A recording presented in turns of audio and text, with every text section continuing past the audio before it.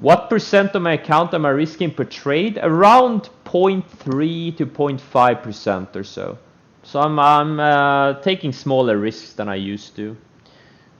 But I'm going for like big multiples of risk. Like every trade I take, like if I can't like realistically think I can make, say, 10 times my initial risk, I'm probably not gonna take the trade.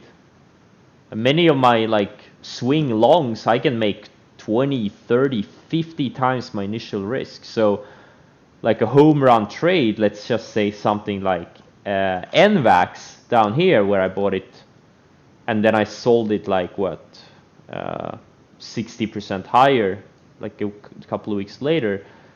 Like I made easily 10 times my initial risk on this thing. There are better ones. D-Dog may be a bet. No, not D-Dog. Which is the one? No, not PDD. Well, PDD is also a good example where I bought it here and then I sold it like here. Or at least my last shares. That was also 65% move. This one I easily got like 15 times, 20 times my initial risk on my last shares.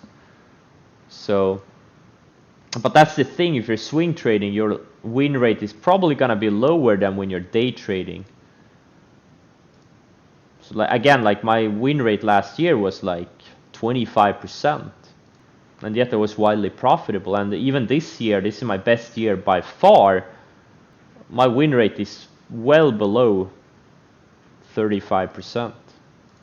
Like most stocks I trade are like very liquid stuff, like BA, like Peloton.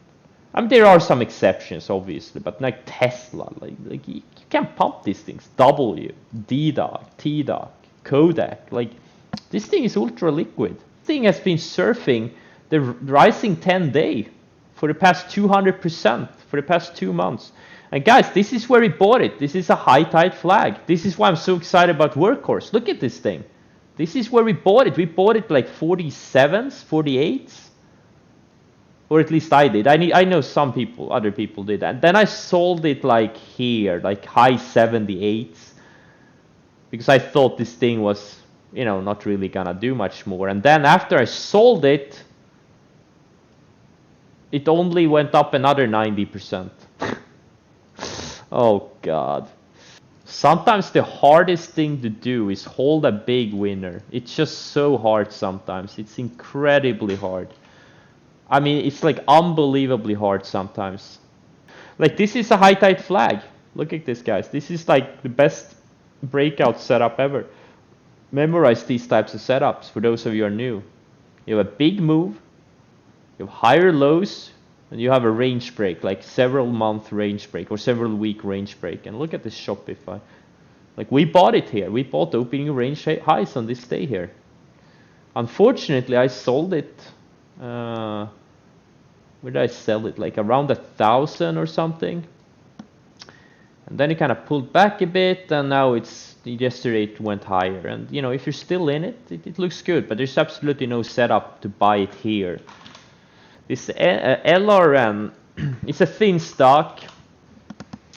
It obviously failed to break out yesterday, but it's still the chart is still intact. The high tide flag is still intact. Like it's building higher lows. Like if it attempts to break out over that high 48, low 49 area, like next week, you know, it's a high tide flag. This thing could go to 60 plus. Stick to something you have at least tested on, like the market leaders over the past, say, 100 years. Like these moving averages, the 10 and 20, like if you look at the biggest momentum stocks, like no matter where you look at the market leaders, you can look at the market leaders in 90s, 80s, 50s, 20s. Like they move the same way. They obey the same moving averages, like the 10, 20, 50, 200. Like they worked for 100 years, and they're probably gonna work for another 100 years. What do I know? They just work. And the 60-minute chart, I just found the EMAs work better. I don't know. You can use the simple moving average too, maybe a little bit shorter. I don't know. It doesn't really matter. Just look, I can take these small losses, like these small cuts, like all day long, all week long. when they finally break down, they're gonna make huge moves on the downside. If they break down. Sorry. That's gonna make it all back and more. But that's my trading. Like I had a 25% win rate last year. And yet I made like over 100%, if I remember correctly. It's all about small losses, big wins. Small losses, big wins. Don't get into the cult. You have to be profitable every day. No, you don't have to. What you need to do is have some really big home run trades and keep the losses small in the meanwhile.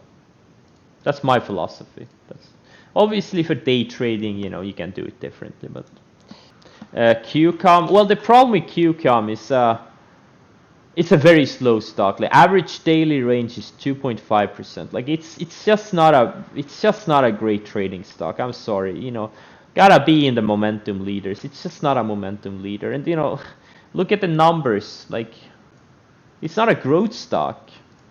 8% EPS growth, minus 49% revenue growth. Like this is just a very, like the numbers are very, very choppy. Like you know, like compared to something like the one I went long today, TDOC.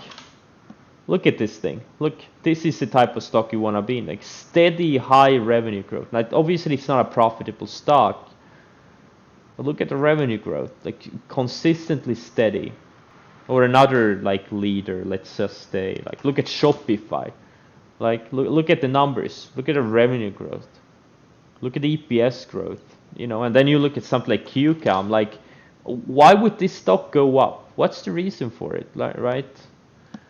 Like, if you're gonna get big moves in the stock, there needs to be a reason for it to go up. Like, every stock can go up a short amount of time on some random stuff, but there needs to be something, and usually earnings or expected earnings is the big driver for long-term moves.